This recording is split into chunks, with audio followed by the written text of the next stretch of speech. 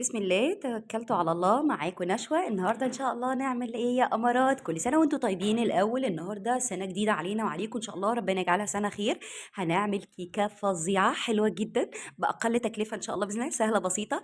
اسمها كيكه الكوكونات، كلها كده جوز الهند في جوز الهند. بسيطه، تكلفتها قليله جدا، مقاديرها موجوده في كل بيت. هتعمليها بالظبط في ربع ساعه، هشه جدا جدا. صوص الكراميل بصي متغرق فيها في كل حته فيها، بجد تحفة تحفة تحفة. هتجربيها هتدعي لي كتير. مكوناتها بسيطة قوي، نروح للمكونات. مقاديرنا بسيطة.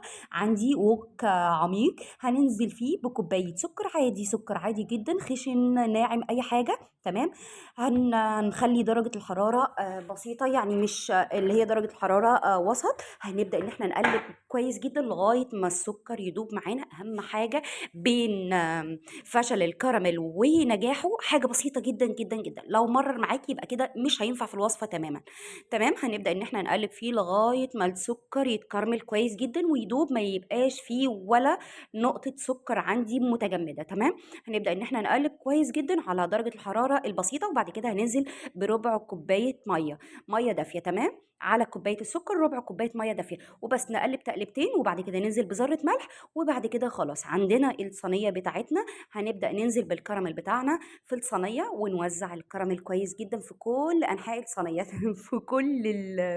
في كل الصينية. مش هندهنها أي حاجة تانية خالص ولا هنبطنها، هي هتبدأ إن هي تفصل مننا اول ما نحطها في الفرن ونخرجها.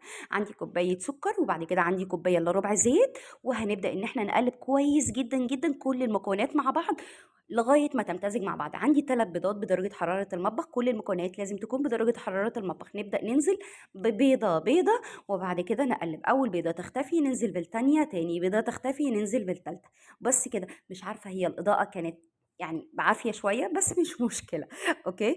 خلصنا كده البيض بتاعنا. بعد كده هننزل بمعلقه كبيره خل ومعلقه كبيره فانيليا، ونبدا ان احنا نقلب كويس جدا جدا كل المكونات. وبعد كده كوبايه الا ربع حليب، يستحسن ان هي تكون دافيه. تمام. نبدا نقلب كويس جدا. نزلنا بمعلقه بيكنج باودر ومعلقه سحلب. معلقه السحلب دي هتوديلك الكيك في حتة تانية خالص.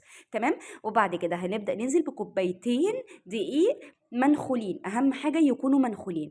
ونقلب كويس جدا. هننزل بيه كوباية كوباية. وبعد كده نبدأ نقلب كويس جدا، وذرة الملح ننزل بيها. تمام. في حاجة صعبة؟ مفيش أي حاجة صعبة، سهلة جدا جدا، كأنك بتعملي كيكة عادية، بس الفرق إن احنا كرملنا سكر. وبعد كده نزلنا بربع كوباية جوز الهند وقلبنا كويس جدا. بصوا الجمال والحلاوة، تحفة تجن. عندنا الكراميل هنا بعد ما برد. هننزل بكوبايه كبيره جوز الهند، وبعد كده هننزل بالكيك. ما تقلقيش، جوز الهند هتبقى سبتت في يعني لزقت في الكراميل. وبعد كده خلاص على كده هننزل بالكيك كله. وبعد كده نجيب الستيك بتاعنا نخبطها التخبطتين المحترمين عشان فقاعات الهواء تطلع. والستيك بتاعنا هنجيب الستيك بتاعنا نبدأ نعمل حركات دائرية كده عشان تتوزع كويس جدا. عندي صينيه. تمام. هننزل بيها بمعلقه خل كبيره وميه سخنه مغليه. تمام. وبعد كده الفرن لازم يكون شغال قبلها بربع ساعه، نحطها في الوسط ساعه الا ربع بالظبط. وطلعناها.